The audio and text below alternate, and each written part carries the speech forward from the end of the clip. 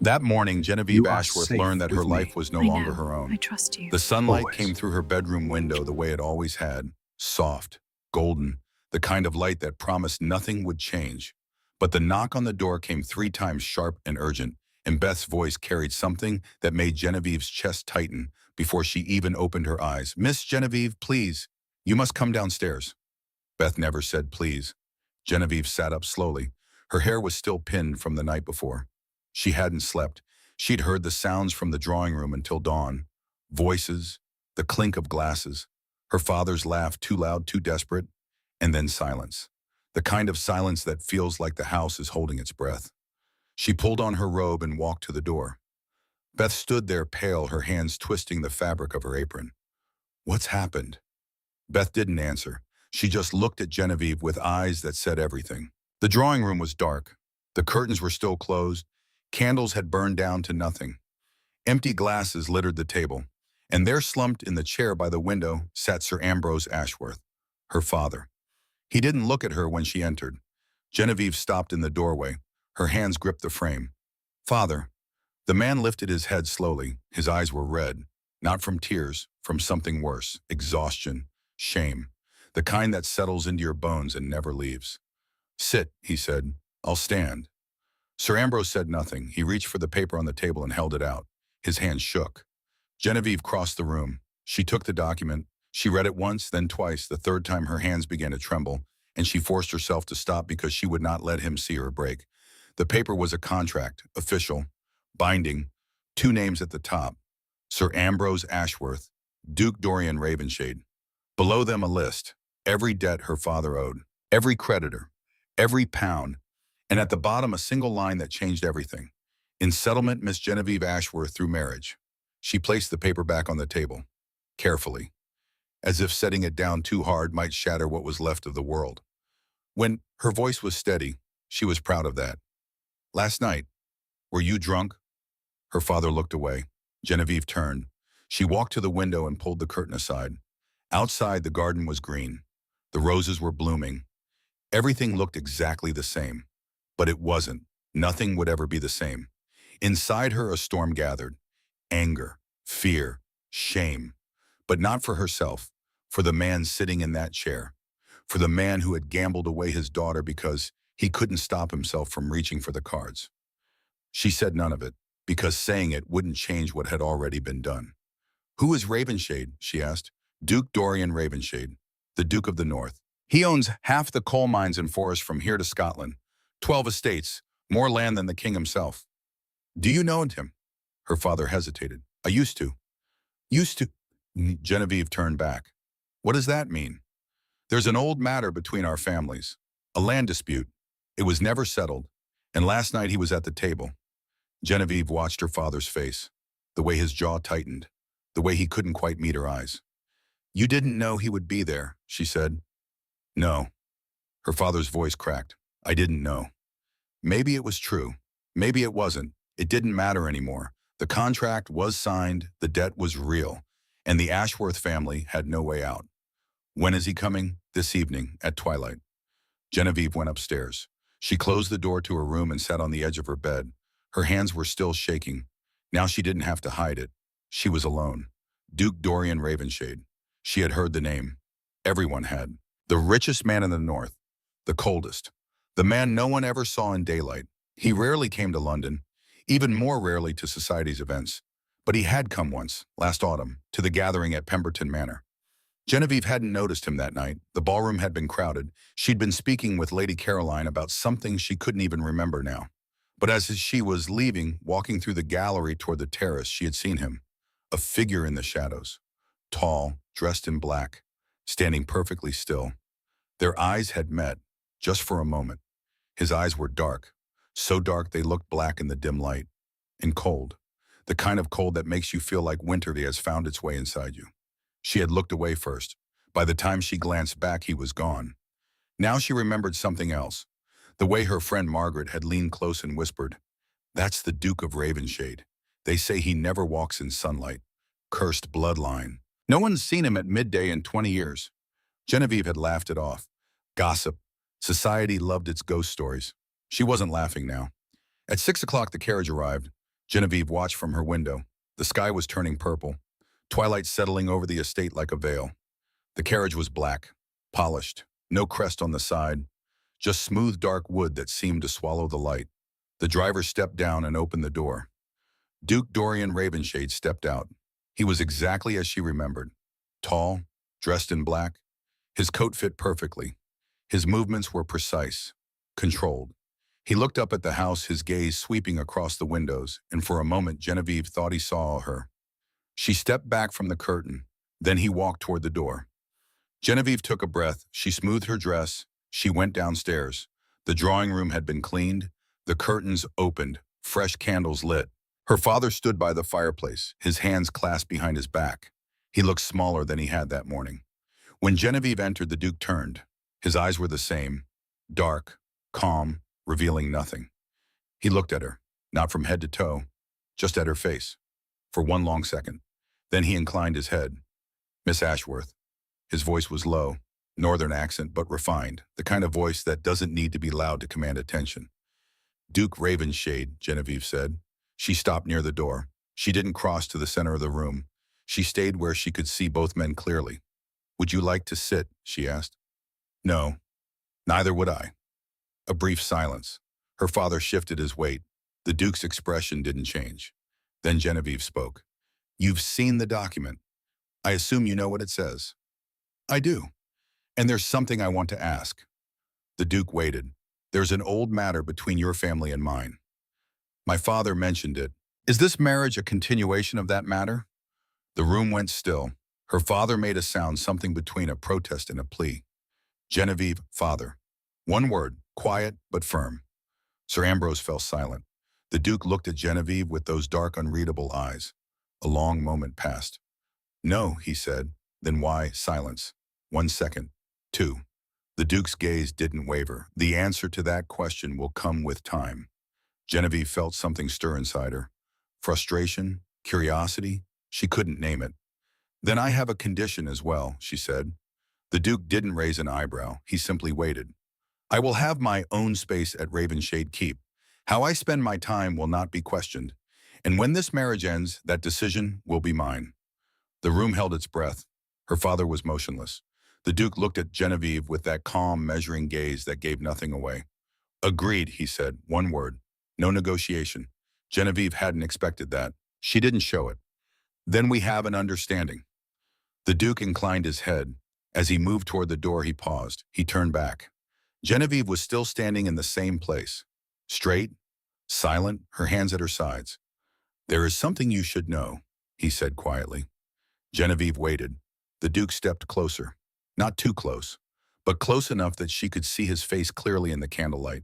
His skin was pale, unnaturally so, almost translucent.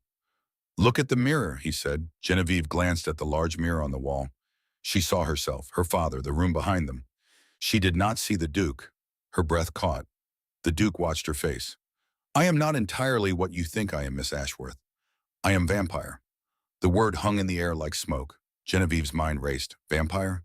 The stories, the legends, the whispers about the Duke who never walked in sunlight. "This marriage," the Duke continued, his voice steady, "will bind you to darkness, to a life lived in twilight and shadow. You should know that before you enter my home." Genevieve looked at him, at this man who cast no reflection, whose skin was too pale, whose stillness was too perfect. "Do you kill?" she asked. "Not anymore. I drink from animals. I have not harmed a human in over a century." "Why tell me this now?" "Because you deserve the truth. And because if you choose to walk away, now is the time." Genevieve thought of her father's debts, of the creditors who would take everything, of the nowhere she had to go. And she thought of something else. The way this man stood before her and offered her the truth when he could have hidden it. The way he had agreed to her conditions without hesitation. "We have an agreement, Your Grace," she said. "I don't break my word." Something passed through the Duke's eyes. Respect, perhaps, or surprise. "Neither do I," he said. He left. After the door closed, Genevieve didn't move for a long time. Her father was saying something, an apology, an explanation. She didn't hear it. Vampire. The word echoed in her mind. She had agreed to marry a vampire. They left for Yorkshire 3 days later. Genevieve packed one trunk, 2 dresses, 3 books, a brooch that had belonged to her mother. The rest stayed behind. As she carried the trunk to the door, her father followed. Genevieve, she turned. Sir Ambrose had aged in these 3 days, not just in appearance. Something inside him had collapsed, as if he could no longer carry his own weight. I'm sorry, he said. Genevieve said nothing. I know, he continued. His voice broke. I know I've failed you. I know an apology isn't enough. She set down the trunk. She looked at her father, this man who had once been strong, who had once made her laugh. No, she said quietly. It isn't. Not yet. She picked up the trunk and walked to the carriage. The journey took 6 hours. The Duke sat across from her. He was reading a book, or pretending to. Genevieve looked out the window. London fell away, then the towns, then everything else. Yorkshire opened up before them, wide, empty, bleak. The sky hung low, the hills were dark with heather. The sun set early and twilight came like a curtain falling. At one point, the Duke closed his book. You're not used to the cold, he said. Genevieve turned. What? The north is different from London. He looked out the window. The first winter is difficult. Genevieve tried to understand why he had said it. A warning, a kindness. It seemed like neither, just a fact, plain and simple. I'll manage, she said. The Duke said nothing. He opened his book again. They saw Ravensshade Keep from the hilltop. As the carriage climbed the final rise, Genevieve leaned toward the window. In the distance between the dark hills stood a fortress of gray stone. It was massive. 3 floors, 2 wings, a tower rising from the center like a watching eye. Trees surrounded it, black, bare, stripped of leaves by autumn wind. The keep wasn't beautiful. It was powerful, permanent, as if it hadn't been built there but had risen from the earth itself, from the hills, from the bones of the land. Genevieve felt something she couldn't name.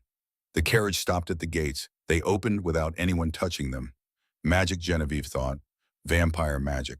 The courtyard was empty. No servants waiting, no torches lit, just stone and shadow in the fading light. The Duke stepped down first. He turned and offered his hand.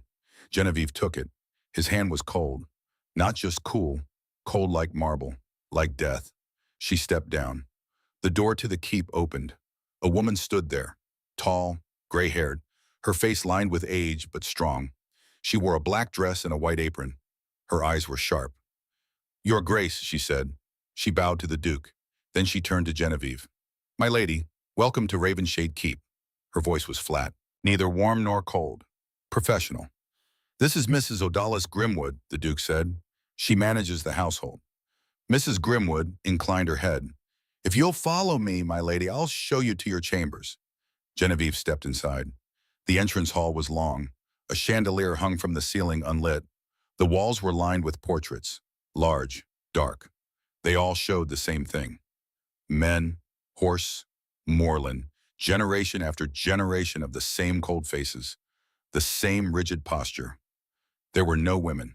Genevieve's room was on the second floor, west wing. Mrs. Grimwood opened the door. It was a large room. A fire burned in the fireplace. The bed was wide, made of dark wood. Heavy curtains framed the windows. Through them, Genevieve could see the hills stretching into shadow. Everything was in place, but it was cold, not just the air. The room itself felt cold, as if it had been waiting for a long time and had grown used to the waiting. Did the previous lady of the house use this room? Genevieve asked. Mrs. Grimwood paused, just for a moment, but it was enough. Which lady, Miss the Duke's stepmother, or anyone who lived here before? The housekeeper's face shifted. Barely, but it shifted. No, miss. This room hasn't been used in a very long time. Genevieve waited. Mrs. Grimwood did not continue. Thank you, Mrs. Grimwood. The woman bowed and left. Genevieve stood in the center of the room. She turned slowly, taking it in, the bed, the fireplace, the window, the door. This was her home now. She walked to the window and looked out at the dark hills. Somewhere in this keep there were answers. About the Duke, about why he had chosen her, about the strange cold place she now called home. She would find them. Dinner was in the great hall. The table was long. Genevieve sat at one end. The Duke sat at the other. Between them, 12 chairs, empty, silent. A young maid brought food, roasted meat, bread, vegetables. She set it in front of Genevieve and then hurried away. The Duke had a glass, deep red liquid. He didn't touch the food. Genevieve ate slowly. She didn't look at him, but she was aware of every movement, the way he lifted the glass, the way he drank, the way he set it down with perfect control. After a long silence, Genevieve spoke. Is it always like this? The Duke looked up. What? Sitting this far apart. He looked at the table as if seeing it for the first time. We can change it if you wish, he said. I do. The Duke glanced at Mrs. Grimwood, who had been standing in the shadows. The woman understood immediately. 5 minutes later, Genevieve's plate had been moved to the corner of the table, right beside the Duke. He looked surprised. Not displeased, just surprised. Genevieve sat down. She unfolded her napkin. Thank you, she said. The Duke didn't reply, but for the first time that evening, he didn't look away. After dinner, Genevieve walked the halls. No one stopped her. No one told her where she could or couldn't go. So she explored. She tried doors. She climbed stairs. She walked corridors that seemed to go on forever. She found the library in the West Wing. It was a large room. Shelves reached from floor to ceiling. Books everywhere. Old, leather-bound. The smell of parchment and dust and time. Genevieve stepped inside. She lit a candle and walked along the shelves. Most of the books were about the Ravenshade family. History, legal documents, maps of Yorkshire. But one shelf was different. Novels, poetry, French literature. These books looked older. Their pages had been turned many more times. She pulled one out. Inside, on the first page, was a name, written in small, careful handwriting. Celestine Ravenshade. Genevieve stared at the name. Celestine, the Duke's stepmother. The woman Mrs. Grimwood had mentioned. She turned the page. There was more writing, a journal entry. Sometimes I wonder if I made a mistake, marrying into this family, this darkness. But then I remember his smile and I know I would choose it again. Genevieve closed the book slowly. Celestine had been human. She had married into a vampire family. She had lived in this keep, and she had struggled with it. Genevieve placed the book back on the shelf, but the name stayed in her mind. Late that night, returning to her room, Genevieve encountered the Duke in the corridor. He was coming out of his study, a candle in his hand, still wearing his evening clothes. When he saw her, he stopped. Neither of them spoke. Then Genevieve did. There are books in the library, signed by Celestine Ravenshade. The Duke's face didn't change, but something passed through his eyes. My stepmother, he said. She lived here. Yes. She hasn't been here for a long time, has she? 60 years. He paused. She passed away. I'm sorry. The Duke inclined his head. He started to move past her. Genevieve spoke again. Your Grace. He stopped. If there's something in this house you don't want me to know, tell me now. I'll find it eventually anyway. A long silence. The Duke looked at her with those dark, calm eyes. Don't go to the East Tower, he said. Genevieve raised an eyebrow. Why, parts of it are unstable. The floors are dangerous. He paused. 1 second. Anything else? Something appeared at the corner of his mouth. Not quite a smile, not quite anything. Less controlled than his usual expression. That's all, he said. He left. Genevieve returned to her room. She sat by the fire. The flames crackled softly. Don't go to the East Tower. He'd said the floors were dangerous. Maybe it was true. But when a man says don't go and his eyes shift just slightly, you know there's more to the story. Genevieve decided she would wait. Learn the keep first. Learn its rhythms. Learn where people went and when. She knew she wouldn't wait long. 2 days passed. Genevieve learned the house. The corridors, the staircases, which doors creaked, which windows opened. She learned that Mrs. Grimwood was in the kitchen every morning at 8. That young Margot the maid was nervous but kind. That the groundskeeper, old Thomas, barely spoke at all. And she learned the Duke. He woke early. Before dawn, he spent hours in his study. Sometimes he came down for the midday meal. Sometimes he didn't. But he was always at dinner, always at the corner of the table now beside Genevieve. He spoke little, but when she asked something, he answered. Short answers, plain, but answers. On the evening of the second day, Genevieve asked a question. When does winter start in Yorkshire? The Duke set down his glass. It already has. Winter, the day you arrived. Genevieve looked toward the window. It was dark. The wind struck the glass like it was trying to get in. Then I'm late getting used to it, she said. Something passed through the Duke's eyes, very quickly. But it was there. On the morning of the third day, Genevieve went to the East Tower. She woke early. The sky was barely light. She dressed quickly and crossed the corridor. She climbed the north staircase. At the top, a door. Heavy, dark wood. It wasn't locked. She stepped inside. The tower room was circular, cold, dust covered everything. But it had been used once, not recently, but not so long ago either. In the center of the room stood a desk, papers scattered across it, a chair fallen on its side, and against the wall a portrait. Genevieve walked toward it slowly. The portrait showed a woman. She was beautiful. Auburn hair, green eyes, a gentle smile. She wore a pale blue dress. Her hand rested on a book. Beneath the portrait, a small plaque. Lady Celestine Ravenshade. Genevieve stared at the face. The auburn hair, the green eyes. It was like looking in a mirror. She stepped back. Her heart pounded. This was why. This was why the Duke had noticed her. Why he had come back to Pemberton, looking for her. She looked like his stepmother. Genevieve turned away from the portrait. She walked to the desk. Among the papers, she found letters. Dozens of them, sealed with red wax. The seal was broken on some. She picked up the first one, opened it. The handwriting was neat, slanted. A woman's hand. My dearest Dorian, I write this knowing you may never read it, but I must say these things. I must tell you what I cannot say to your face. Genevieve read on. Your father is a good man, but he is vampire, and I am human, and the years between us are an ocean I cannot cross. I grow older. He does not. I see it in the mirror every day, the lines on my face, the gray in my hair, while he remains unchanged. The letter went on. Celestine wrote about the loneliness, about the long nights in Ravenshade Keep, about wanting to leave but choosing to stay because she loved him. Genevieve set the letter down. She picked up another. This one was different. There is something you must know, Dorian, the matter with the Ashworth family. Your father has carried it like a stone for too long. What happened was wrong, the fraud, the documents. We lost everything, but holding on to this hatred will destroy you. Genevieve's hands tightened on the paper. Ashworth, her family name. She read faster. The land that was taken, it was my dowry, my family's estate, half the northern territory. When we lost it, your father broke. He was never the same. And I fear you carry this anger. Please, my son, let it go. Genevieve set the letter down carefully. She looked at the pile.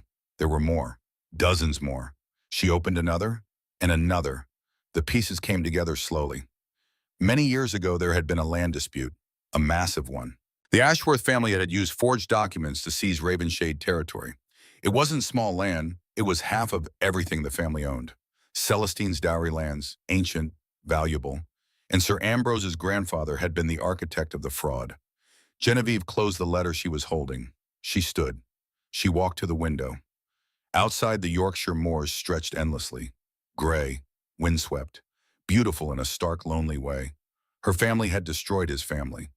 The Duke had sat at that card table to take revenge, but then he had seen her, and she looked like Celestine. Genevieve closed her eyes. She heard footsteps on the stairs. She turned. The Duke stood in the doorway. He wasn't holding a candle. He was dressed for the day, but his hair wasn't yet arranged. When he saw her among the letters, something crossed his face. Not anger, something more complicated. I know who Celestine was, Genevieve said. Her voice was steady. I read the letters. The Duke's jaw tightened. And I know about the Ashworth matter, she continued. What my family did. Silence. Come with me, the Duke said finally. His voice was flat, but something was in it. Weariness, or perhaps relief. They went to his study. It was a small room, dark wood, books lining the walls, a desk covered in papers. He gestured to a chair. Genevieve sat. He remained standing, and then he spoke. Short sentences, plain. Not like someone telling a story, like someone reciting facts. 75 years ago, a land dispute went to court. Sir Ambrose's grandfather had a lawyer who falsified documents. A small change, one date, one signature. But it was enough. The Ravenshade family lost. Celestine's dowry lands were taken, sold, passed to others. Celestine had been born on that land. She had grown up there. When it was lost, something inside her broke. She became ill 2 years later. She died a year after that. When the Duke finished, the room was silent. Is that land still in the Ashworth family? Genevieve asked. No, it was sold. It passed through many hands. Then the thing you wanted from my father wasn't the land. The Duke looked at her. No, he said. Then what? A long silence. I don't know, the Duke said. The answer surprised her. Hearing I don't know from that voice that was always so certain. When I sat at that table, he continued, I knew what I wanted, revenge, to see your father ruin, to take something he loved the way something was taken from us. He paused. But when I saw you, he stopped. Genevieve waited. It changed, he said simply. Genevieve stood. She walked to the window. Outside, the moors were gray. Yorkshire was always gray. My father was wrong, she said. Her voice was steady. What his grandfather did was wrong. I know that. I accept it. She turned. But I'm not the price for that mistake. The Duke looked at her. I know, he said. Then why sit at that table at all? The Duke stepped closer, not too close, but closer than before. At the gathering at Pemberton Manor, he said quietly, I saw you. Genevieve felt her breath catch. You were leaving the ballroom. You were speaking to the woman beside you. I couldn't hear what you said, but you laughed. He looked at her. I hadn't heard laughter like that in 60 years, not since Celestine died. And he stopped. I wanted to remember what that felt like, to be near someone who could still find joy. So you came to the card table? Yes. Knowing my father would gamble? Yes. And you took the opportunity. The Duke's expression didn't change. Yes, it was wrong. I knew it even then. But I took it. Genevieve looked at him, at this man who had lived for over 2 centuries, who had lost his stepmother, who had carried this weight for so long. This marriage doesn't close the Ashworth matter, she said. I know. I can't make up for what my family did. I'm not asking you to. A long silence. Then what are you asking? Genevieve said. The Duke looked at her with those dark eyes. Nothing. I'm asking for nothing. You came here because of a contract. When you wish to leave, you may. Genevieve thought about that, about the offer, about the freedom he was giving her. And if I stay, she asked. The Duke's expression shifted. Something in his eyes changed, softened. Then I will be grateful, he said quietly. Genevieve turned and walked toward the door. She stopped at the threshold. The letters in the tower, she said. May I read them? All of them. The Duke didn't answer immediately. Yes, he said finally. Genevieve left. As she walked down the corridor, her hands were shaking. Not from anger this time, from something else. Something she couldn't name yet. But she would. She would find the name for it. November ended. December began. Genevieve read Celestine's letters over 3 days. All of them. She arranged them by date, checking the corners, fitting the years together. There had been no order in the tower. She created one. Celestine had written for 10 years, not regularly, sometimes gaps of months, sometimes letters every day for weeks. She was writing to Dorian, but she had never given them to him. Perhaps writing had been enough.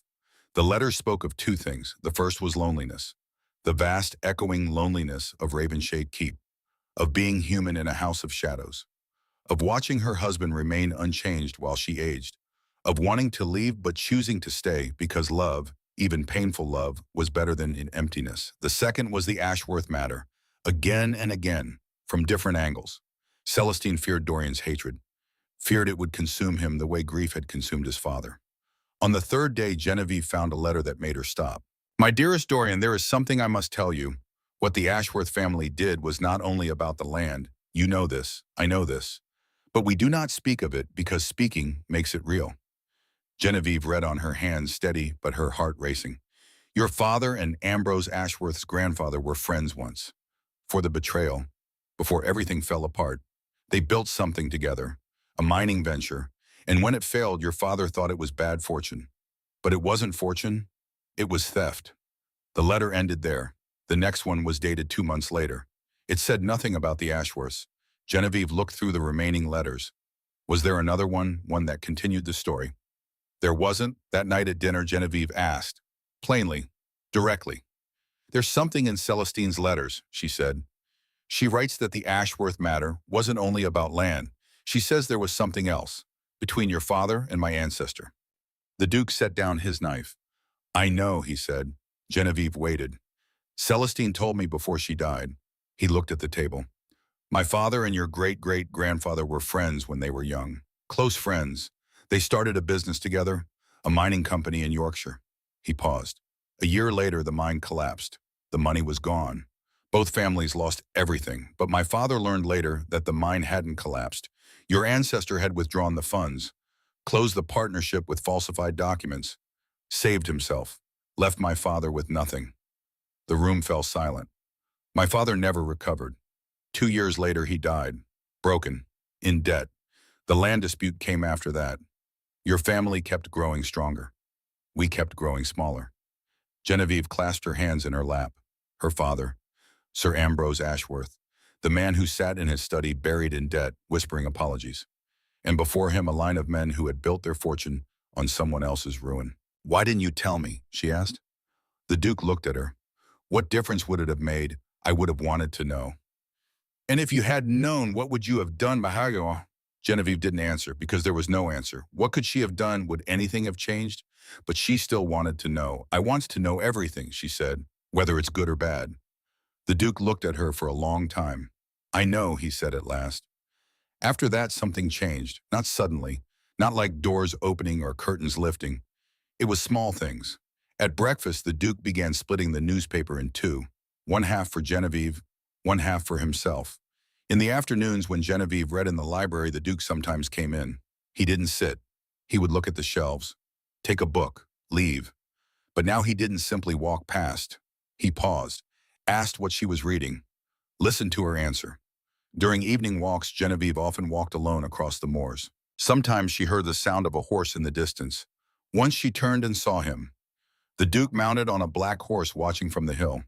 She turned back and kept walking, but her steps slowed. One evening, Genevieve found something in the library. A book, old, leather-bound, hidden behind other volumes on the top shelf. She had climbed the ladder looking for a specific text and found this instead. The title was faded, written in Latin, but inside the pages were in English. The Morning Star Ritual, a treatise on the breaking of immortal bonds. Genevieve's breath caught. She climbed down carefully, sat at the table, opened the book. The text was dense, academic, but the meaning was clear. Vampires could be freed from their curse.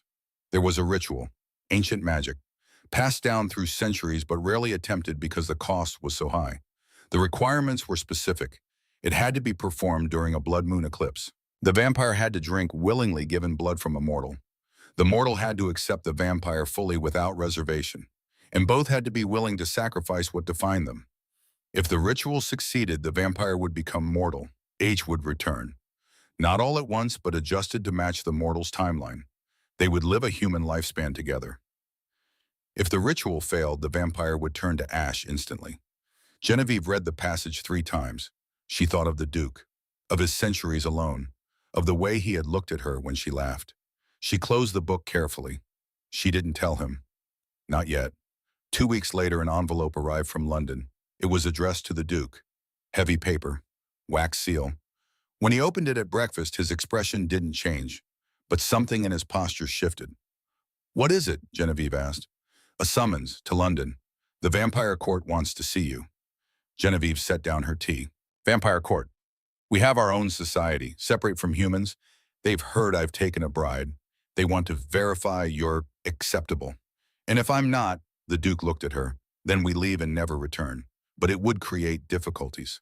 Genevieve thought about this. "When, in 10 days, there will be 2 events, a day gathering for human society, a night gathering for vampires. You'll need to attend both." "Have you been to London recently?" "Not in 60 years. Genevieve saw something in his face, a flicker of old pain. "We don't have to go," she said. The Duke's eyes met hers. "Yes, we do." They left for London a week later. The journey was different this time. They traveled at night as before. But now when the Duke sat across from her, Genevieve didn't look out the window. She looked at him. "Tell me about Celestine," she said. The Duke had been reading. He set the book aside. "What do you want to know?" "What she was like, before the sadness." The Duke was quiet for a moment. Then he spoke. "She was kind. She loved the gardens. She could make anything grow. Even in Yorkshire. Even in winter. She kept roses alive through frost." He paused. "She laughed often. She saw beauty in small things. A bird, a sunrise, the way frost patterns on windows. She sounds wonderful." She was. His voice was soft. "My father didn't deserve her. He knew that. But he loved her anyway. And when she died, something inside him stopped." "How long after she died?" 3 years. Genevieve reached across the carriage. She touched his hand, just briefly, just enough. "I'm sorry," she said. The Duke looked at their hands, at the place where her warmth met his cold. "So am I," he said. They stayed at the Duke's London residence, a townhouse in Mayfair, large, cold, rarely used. The servants had prepared everything, but the house felt empty. Genevieve settled into her room. She looked out at the London streets. It was familiar. The sounds, the smells, but it felt strange, as if much more time had passed than 2 months. There was a knock at the door. "Come in." It was Margot, the maid from Ravenshade. She held a small box. "His Grace sent this, my lady," she said. Genevieve opened the box. Inside was a brooch, deep burgundy stone, old craftsmanship, delicate, beautiful. Beneath it a note in the Duke's handwriting. "This belonged to Celestine. She would have wanted you to have it." Genevieve held the brooch in her palm. It was cold. Then it warmed. The first event was the day gathering at Lady Pemberton's estate. Genevieve wore a pale green dress, the burgundy brooch at her throat. Her hair was arranged simply.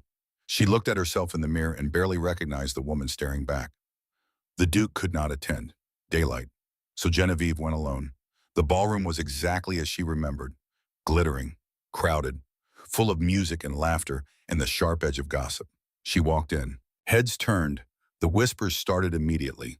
The Duke of Ravenshade had taken a bride, a nobody, an Ashworth, the family that had fallen so far.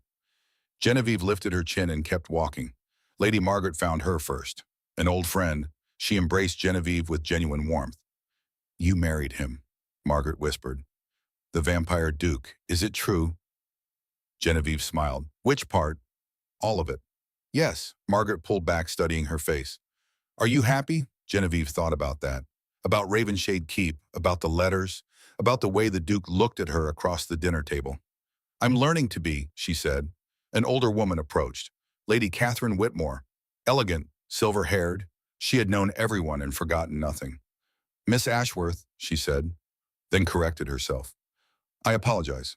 Duchess Ravenshade." "Lady Whitmore." The woman smiled. "You've caused quite a stir, my dear. The Duke hasn't taken a bride in, well, ever. He's been alone since Celestine passed. You knew her." "I did. She was a dear friend, a beautiful woman, inside and out." Lady Whitmore's eyes softened. She loved that keep. She loved him. But the loneliness was difficult. Genevieve touched the brooch at her throat. "She would have liked you," Lady Whitmore continued. "I think she would have been glad he found someone." "I hope so," Genevieve said quietly. The night gathering was different. It was held at a private estate on the edge of the city. No human guests, only vampires, and their consorts. The Duke escorted Genevieve inside, his hand at her back, protective. The room was darker than the day ballroom, candlelight instead of chandeliers. The guests moved differently, smoother, more controlled. Their eyes reflected the light like animals. Genevieve felt every gaze on her. The Duke leaned close. "Stay near me," he said quietly. They moved through the crowd. Vampires inclined their heads to the Duke, some with respect, some with curiosity, some with something else. And then a woman appeared. She was beautiful, strikingly so. Pale skin, dark hair swept up, a dress of deep purple that clung to her like shadow. Her eyes were violet, impossibly violet. She smiled, but there was no warmth in it. "Dorian," she said. Her voice was silk and poison. "It's been too long." The Duke's posture changed, stiffer, guarded. "Lady Octavia." Octavia's gaze slid to Genevieve. "And this must be the bride. How charming." "Lady Octavia Silvermoon," the Duke said. "May I present my wife, Genevieve, Duchess of Ravenshade?" Octavia inclined her head. "A pleasure." Genevieve curtsied. "Lady Silvermoon." "You must forgive me," Octavia said, still smiling that cold smile. "I was simply surprised when I heard the news. Dorian has been alone for so very long. I wondered what could possibly tempt him to take a human bride." The Duke's hand tightened slightly on Genevieve's back. "If you'll excuse us," he said. But Octavia stepped closer. "I knew Celestine, you know. We were friends. She was so lovely, so fragile. It broke my heart when she died." Her eyes locked on Genevieve. "Human lives are so terribly short, aren't they?" Genevieve felt the words like a blade. "They are," she said calmly, "which is why we make them matter." Octavia's smile didn't waver, but something flickered in her eyes. "How wise," she said. "Enjoy the evening." She drifted away into the crowd. The Duke exhaled slowly. "I apologize for that. Who is she?" "Someone from a long time ago." "Dorian." He looked at Genevieve, sighed. We were betrothed before I was turned. She became a vampire hoping we could still be together. But I was already gone. She's been waiting. Genevieve felt something tighten in her chest. Waiting for what? For me to be ready. He paused. But I never was. They stayed at the gathering for another hour, then the Duke said they should leave. Genevieve agreed. As they walked toward the door, Octavia appeared again. This time she spoke only to Genevieve. A word, Duchess. The Duke stiffened, but Genevieve nodded. It's all right. He moved a few steps away, but his eyes never left them. Octavia leaned close. Her voice was low, for Genevieve alone. You seem like a good woman, so I'll be honest. You're condemning him. Genevieve's breath caught. You'll age, you'll die, and Dorian will be alone again, for eternity. Do you understand what that means? Not 50 years, not 100, forever.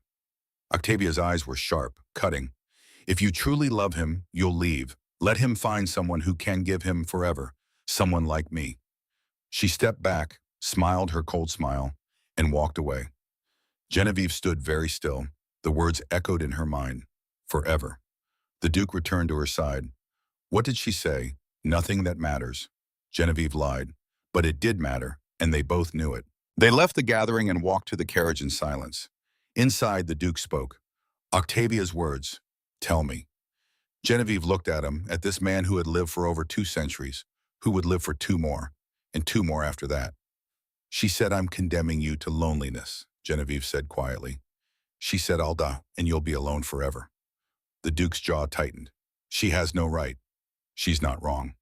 Silence. Genevieve looked out the window. London passed by in shadows. I've been thinking about it, she said. What happens when I'm old and you're not? When I'm teeing and you're still here? What happens after? The Duke reached across the carriage, took her hand. I'll have had you, he said. His voice was rough. Whatever time we have, it will be enough. But will it, Genevieve turned to him, or will it just be another loss you carry for centuries? The Duke pulled her close. His forehead rested against hers, cold skin against warm. I've had centuries of nothing, he whispered. Give me decades of something. That's all I ask. Genevieve closed her eyes. She felt tears threatening. She pushed them back. All right, she said. But Octavia's words wouldn't leave her mind. The next evening, Sir Ambrose appeared. He hadn't sent word. He simply arrived at the townhouse door. When Genevieve saw him in the drawing room, she was shocked. He had changed. Not just thinner, not just older. Something inside him had shifted. He stood straighter. His eyes were clearer. Genevieve, he said. His voice broke slightly. Father. They stood looking at each other across the room. I came to apologize, Sir Ambrose said. I know I've said it before, but I needed to say it here in front of him. The Duke was standing near the fireplace. He hadn't moved. What you did to my daughter, Sir Ambrose continued, looking at the Duke now, was wrong, but what my family did to yours was worse. And I've lived with that shame my whole life. He turned back to Genevieve. I gambled you away because I'm a coward, because I couldn't face my debts, couldn't face what I'd become. But I also knew, he stopped, I knew Dorian Ravenshade. I knew he would treat you better than I ever could. Genevieve felt something shift inside her. The anger she'd carried for weeks, it was still there, but it weighed less. Papa, she said softly. Sir Ambrose's eyes filled. The Duke spoke then. His voice was quiet but firm. The debt is cleared. All of it. I've had my solicitor arrange it. Genevieve turned sharply. What? Your father's creditors have been paid. The Ashworth estate is secure. Sir Ambrose looked stunned. Your Grace, I don't... It's done, the Duke said. Consider it settled. Genevieve stared at him, at this man who had every reason to let her father fall, who had instead caught him. Why? She whispered. The Duke looked at her. Because you forgave him. And if you can do that, so can I. Sir Ambrose left an hour later. Before he went, Genevieve embraced him. Her father held her tightly, like he was afraid to let go. I don't deserve this, he said. No, Genevieve agreed. But you're trying. That matters. After he was gone, Genevieve found the Duke on the balcony. He stood looking out at the London night. The fog was rolling in. The street lamps glowed softly through the mist. Genevieve stepped beside him. Thank you, she said, for what you did, for my father. You don't need to thank me. Yes, I do. They stood in silence for a moment. Then the Duke spoke. At Pemberton, he said quietly, when I saw you in that ballroom. You were laughing. I couldn't hear what you said, but you threw your head back and laughed, and I felt something I hadn't felt in 60 years. He turned to her. I felt alive. Genevieve's breath caught. I came back looking for you, and he continued. I walked through that manor, searched every room, but you were gone, and I thought I'd lost my chance. For what? To remember what it feels like, to want tomorrow. Genevieve reached up. She touched his face, his cold, beautiful face. I'm here now, she said. The Duke's eyes closed. He leaned into her touch. Yes, he whispered. You are. He kissed her then, not gently, not carefully, but with everything he'd kept locked away, with the weight of every empty night, every silent morning. Genevieve kissed him back, and for a moment on that London balcony in the fog and the dark, they were just two people trying to hold on to something real. When they pulled apart, the Duke rested his forehead against hers. Stay with me, he said, for as long as you can, for however long we have. Genevieve thought of Octavia's words, of the years stretching ahead, of growing old while he stayed young, of dying while he lived on. Yes, she said, but the word felt like a lie. They returned to Ravenshade Keep 3 days later. The journey was quiet. The Duke seemed tired. Genevieve pretended to read but couldn't focus. When they arrived, Mrs. Grimwood was waiting. Welcome home, Your Grace. My lady. Home, the word struck Genevieve oddly. Was this home, this cold, vast keep in the middle of nowhere? She went to her room, unpacked, tried to settle back into the rhythm of the place, but she couldn't stop thinking about Octavia, about forever, about the look on the Duke's face when he had kissed her.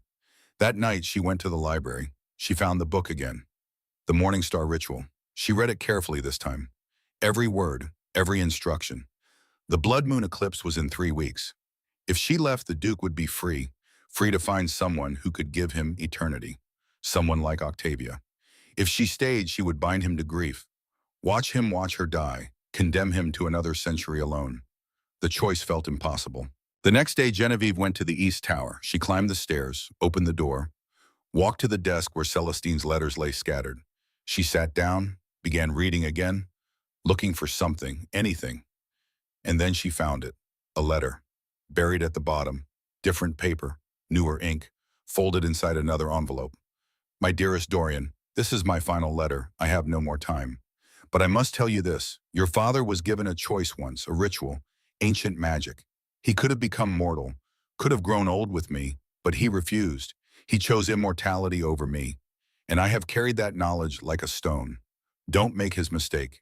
If you find someone to love, choose them. Choose life, even if it's short. It's better than forever alone. I love you. Celestine. Genevieve read the letter 3 times. Celestine had wanted the old Duke to try the ritual. He had refused, and she had died knowing he had chosen power over her. Genevieve stood. She looked around the tower, at the letters, at the portrait of Celestine smiling her gentle smile. She made her decision. That evening, Genevieve wrote her own letter. She sat at the desk in her room. The fire crackled softly. She wrote carefully, slowly. Dorian, I'm leaving. Not because I do not love you, but because I do. Octavia was right. I'll age, I'll die, and you'll be alone again. For centuries. I won't do that to you. Find someone who can give you forever. Find peace. I'll always be grateful for the time we had. But this is my choice, and I'm choosing to set you free. Genevieve. She folded the letter, sealed it, set it on the desk.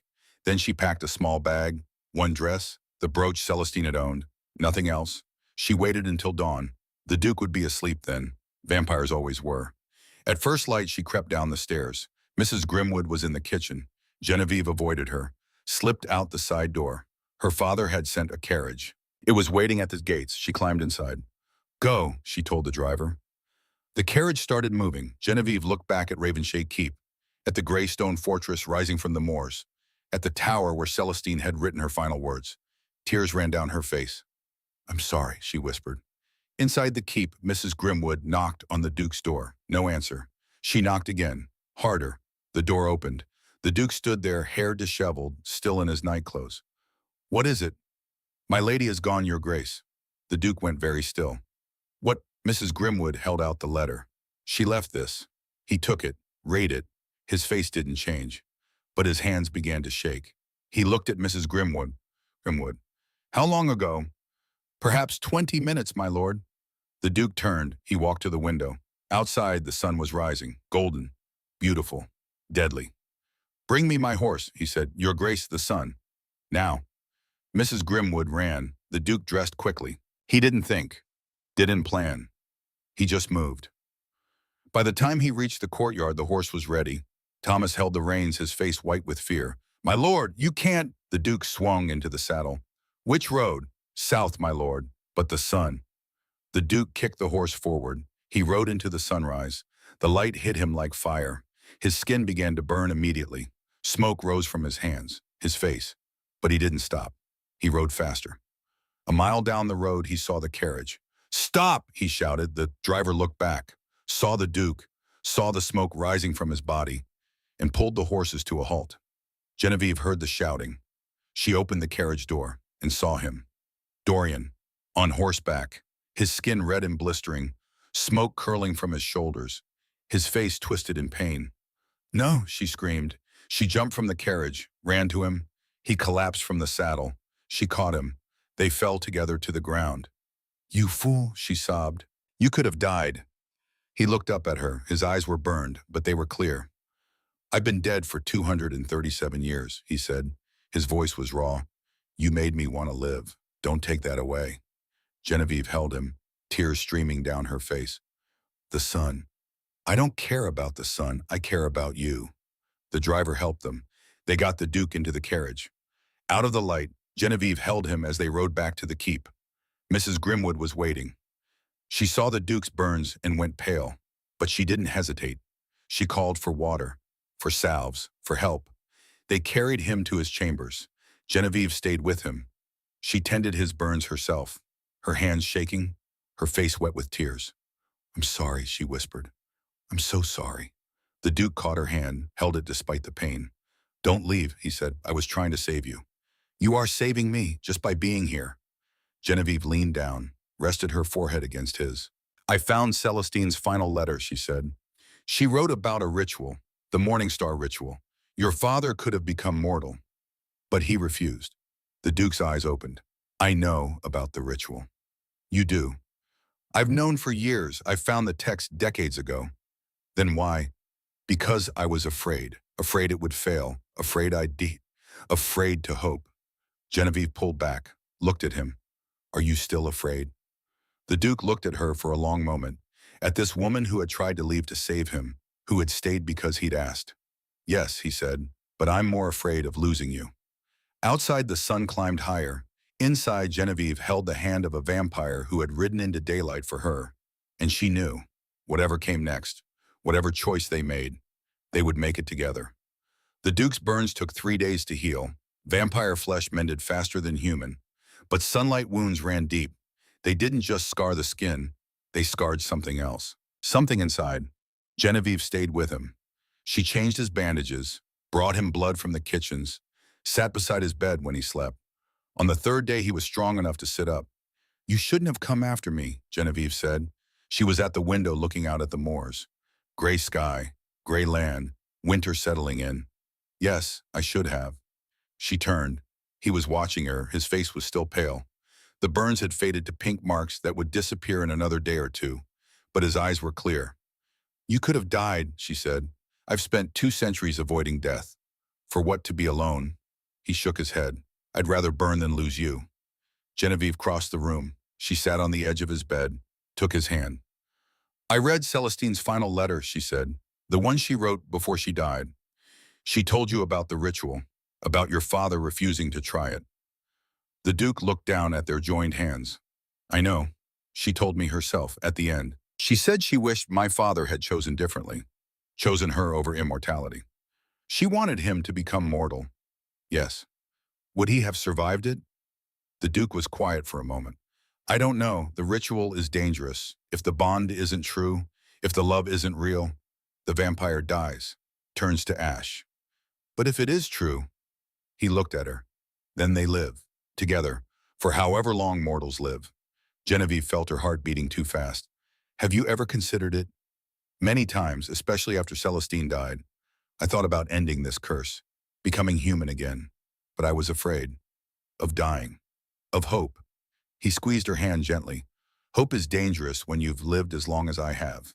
It makes you believe things could change. And when they don't, the disappointment is unbearable. Genevieve leaned forward, rested her forehead against his. What if they could change, she whispered. The Duke closed his eyes. Then I would need to be very brave. They sat like that for a long time, the fire crackling, the wind outside the window. Two people holding on to each other in a world that wanted to pull them apart. Finally, Genevieve spoke. The blood moon is in 3 weeks. The Duke opened his eyes. I know. We should talk about it. We should. But neither of them said anything more. Not yet. Because talking about it meant making a choice. And choices have consequences. That night, Mrs. Grimwood came to Genevieve's room. She knocked softly, waited for permission. When Genevieve opened the door, the housekeeper stood there with something in her hands. I thought you should have this, my lady. It was a letter, a single letter, old. The paper yellowed with age. What is it? A letter from Lady Celestine, the one she spoke of in her final words to Master Dorian. She gave it to me before she died. Made me promise to give it to the right person, at the right time. Genevieve took the letter carefully. Why now, Mrs. Grimwood's eyes were kind but serious. Because you need to understand what you're facing, and because you're the right person. She left. Genevieve sat by the fire, opened the letter, began to read. The handwriting was Celestine's, but weaker, shakier. To whoever reads this, if you are reading this letter, it means Dorian has found someone. Someone he cares for enough that Mrs. Grimwood judged you worthy. And it means you are facing the same choice I faced. The same choice I wish I had been brave enough to demand. The Morningstar ritual exists. It is real. But it requires more than magic. It requires sacrifice from both sides. The vampire must give up immortality. The human must accept a changed life. Neither will be what they were, but together they will be something new. My husband refused. He said the risk was too great, but I think he was simply too afraid to give up his power. He chose forever over me, and I died knowing it. Don't let fear win. If you love each other, truly love each other, then choose life. Even a short life together is better than eternity alone. With hope, Celestine. Genevieve closed the letter. Tears ran down her face. Celestine had known. She had known about the ritual, and she had left this letter hoping someone would be braver than she had been. Genevieve would not let history repeat itself. The next morning she went to the Duke's study. He was at his desk, papers spread before him, estate business, things that would matter long after she was gone. We need to talk, Genevieve said. He set down his pen. I know. She closed the door behind her, crossed to the desk, placed Celestine's letter on top of the papers. Mrs. Grimwood gave this to me. Read it. The Duke picked up the letter. Read it slowly. When he finished, he was quiet for a long time. She left this for us, he said finally. She left it for you, to give you the choice she never got. The Duke stood, walked to the window, looked out at the gray moors. The blood moon is in 3 weeks, Genevieve said. We need to decide. Are we going to try the ritual? The Duke was silent.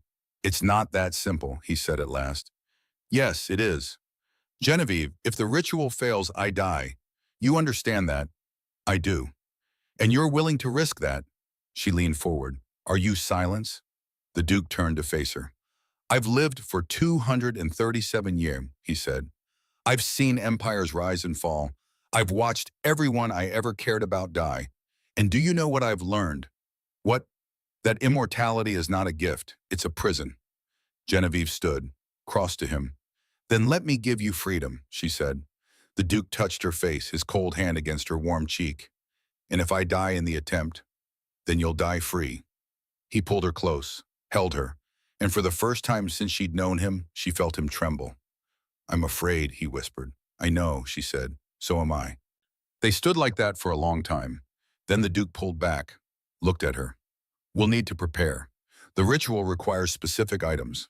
A silver chalice, blood willingly given, words spoken under the blood moon, and both of us must be willing to sacrifice what defines us. What does that mean? For me, immortality. For you, mortality itself. Because if the ritual succeeds, you'll be bound to me. Your lifespan will extend. Not to forever, but to centuries. You'll age slower, live longer, become something between human and vampire. Genevieve absorbed this. How much longer? Perhaps 200 years, maybe more. And if I refuse, if I want to stay human, the Duke's jaw tightened. Then the ritual cannot work. It requires balance. I give up immortality. You give up a normal human life. We meet in the middle. Genevieve thought about this. 200 years, watching everyone she knew die. Her father, friends, the world changing around her. But she would have him, and he would have her. I accept, she said. The Duke searched her face. You're certain? I am. He kissed her then, not gently, but with the weight of every year he'd lived, every lonely night, every empty dawn. When they pulled apart, he rested his forehead against hers. Then we do this together. 2 weeks passed in preparation. The Duke spent hours in the library, reading texts on the Morning Star ritual, gathering ingredients, a silver chalice from the family vault, herbs that only grew under moonlight, candles made from beeswax and blessed by those who still remembered the old ways. Genevieve helped. She copied passages from the ritual book, memorized the words they would need to speak, prepared herself for what was coming. Mrs. Grimwood watched them both with worried eyes, but she said nothing. She had given them Celestine's letter. The rest was up to them. 1 week before the blood moon, Sir Ambrose arrived. He came in a simple carriage. No servants, no announcement, just a father coming to see his daughter. Genevieve met him in the drawing room. He looked better than he had in London, healthier, the weight of debt no longer crushing him. Papa, she said. Genevieve. He embraced her, held her tight. I had to come. I heard about what happened, about the Duke riding into sunlight. He's fine now. That's not why I'm here. Genevieve pulled back. Then why? Sir Ambrose looked at her. His eyes were clear, sober, filled with something that looked like resolve. I came to make things right, with you, with him, with everything. The Duke appeared in the doorway. He didn't enter, just stood there watching. Sir Ambrose turned to him. Your Grace, I owe you more than an apology. I owe you the truth. Then speak it, the Duke said. Sir Ambrose took a breath. Lady Celestine came to see my grandmother before she died. Did you know that? The Duke went very still. No. She did. She came to our estate. I was a boy then, maybe 10 years old. I remember her. She was beautiful, sad. She asked my grandmother for a promise. Genevieve felt her heart begin to race. What promise? She asked. Sir Ambrose looked at his daughter. That someday when the time was right, the Ashworth family would send someone to Ravenshade Keep, someone who could save the Duke from his loneliness. The room fell silent. She knew she was dying, Sir Ambrose continued. She knew the old Duke had refused the ritual, and she couldn't bear the thought of young Dorian spending eternity alone. So she made my grandmother swear that our family would repay the debt, not with land, not with money, with love. The Duke's face had gone pale. That's why you gambled, Genevieve said slowly. You were keeping that promise. Sir Ambrose nodded. I knew the Duke would be at that table. I knew he would win, and I knew he would take you. It was arranged, all of it. Not revenge, not punishment, but a promise made 60 years ago by a dying woman who wanted to save someone she loved. Tears ran down Genevieve's face. The Duke crossed the room. He stood before Sir Ambrose. For a long moment, neither man spoke. Then the Duke extended his hand. Thank you, he said. His voice was rough. For keeping that promise. Sir Ambrose took his hand, shook it firmly. I may have failed at everything else in my life, he said, but I didn't fail at this. The two men stood there, hands clasped, two families, two histories, coming together after all this time. And Genevieve knew, whatever happened during the ritual, this moment right here was already redemption. Her father stayed for dinner. They ate together at the corner of the long table. Three people who had been strangers, who were becoming family. After Sir Ambrose left, Genevieve found the Duke in the moonlight garden. He was standing among Celestine's roses. They were dormant now, winter bare, but he tended them anyway, preparing them for spring. Did you know, Genevieve asked, about the promise? No. He didn't turn around, but I wondered why it felt like fate. Now I know. Genevieve stepped beside him. Are you angry? No, he looked at her. How can I be angry? That promise brought you here. It was manipulation. Perhaps. The Duke touched one of the rose stems, careful of the thorns. Or perhaps it was love, Celestine's final gift, making sure I wouldn't be alone forever. Genevieve thought about that, about fate and choice, about love that reaches across decades. 5 more days, she said. 5 more days, the Duke agreed. The night of the blood moon came cold and clear. The sky was black velvet, stars scattered like diamonds, and rising in the east the moon. Red, huge, beautiful, and terrible. The ritual would take place in the East Tower, the same room where Genevieve had found Celestine's letters. It seemed fitting, ending where it had all begun. Mrs. Grimwood and Margot had prepared everything. The silver chalice, the candles, the herbs. They placed them according to the ritual book's instructions. Circle of salt, circle of candles, chalice in the center. At midnight, Genevieve and the Duke climbed the tower stairs.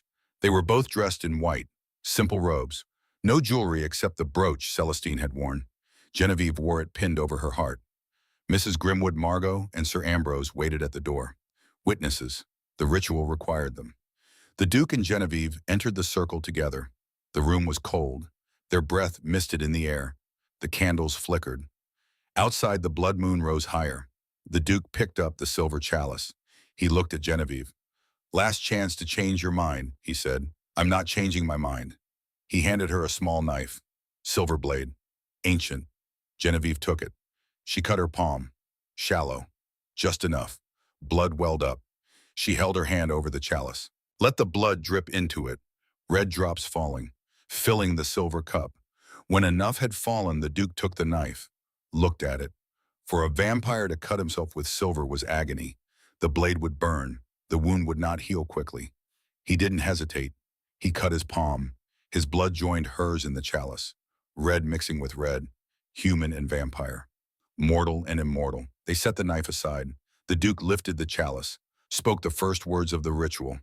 "By blood given freely, by choice made willingly, I surrender what I am, for what I could become." He drank, his face twisted, not in pain, but in transformation.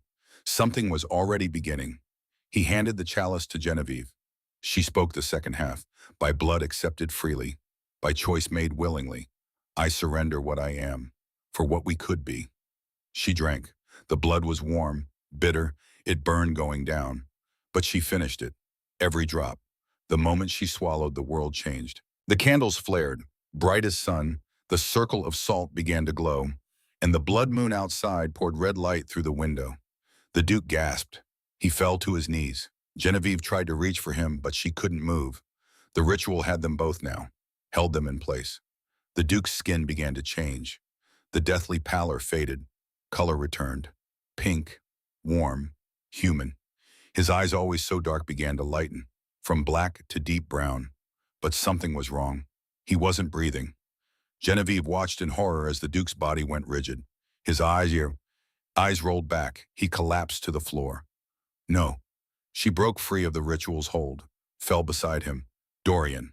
He wasn't moving. His skin was turning gray. Ash gray. The ritual was failing. Mrs. Grimwood screamed. Sir Ambrose started forward, but the circle held him back. Genevieve grabbed the Duke's face. "Don't you dare," she said, tears streaming. "Don't you dare leave me now." She bent down, pressed her lips to his, breathed into him, willing her life into his body. "I choose you," she whispered against his mouth. "Come back." Nothing. Genevieve pulled back, looked at his still face, his closed eyes. "Please," she sobbed. "Please." The blood moon reached its apex. Light flooded the room, so bright it was blinding, and the Duke's chest moved. Once, twice. A breath. His eyes opened. Brown eyes, warm and alive. He gasped, coughed. His hand flew to his chest. "It's beating," he said, wonder in his voice. "My heart is beating." Genevieve laughed through her tears. She pulled him up, held him. "You're alive. You're alive." The Duke wrapped his arms around her. His body was warm. For the first time in 237 years, he was warm. The candles went out. The red light faded. The ritual was complete. Mrs. Grimwood rushed in, checked the Duke, her hands shaking. "Your Grace, are you—" "I'm mortal," he said.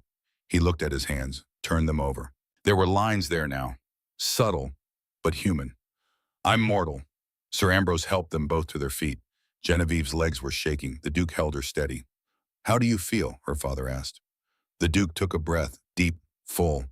He could feel his lungs expanding, his blood moving through his veins. "Alive," he said. "I feel alive." They helped them down from the tower, to the Duke's chambers. The fire was already lit. Mrs. Grimwood brought warm blankets, food, water. The Duke ate for the first time in over 2 centuries. real food, bread, cheese, meat. Every bite was a revelation. I'd forgotten, he said, what this tastes like, what hunger feels like. Genevieve sat beside him, her hand in his. She could feel the warmth of his skin, the pulse in his wrist. Are you in pain? She asked. No, I feel. He searched for the word. Light, like I've been carrying something heavy for so long, I forgot it was there. And now it's gone. He turned to her, took her face in his hands. Thank you, he said, for giving me this. We gave it to each other.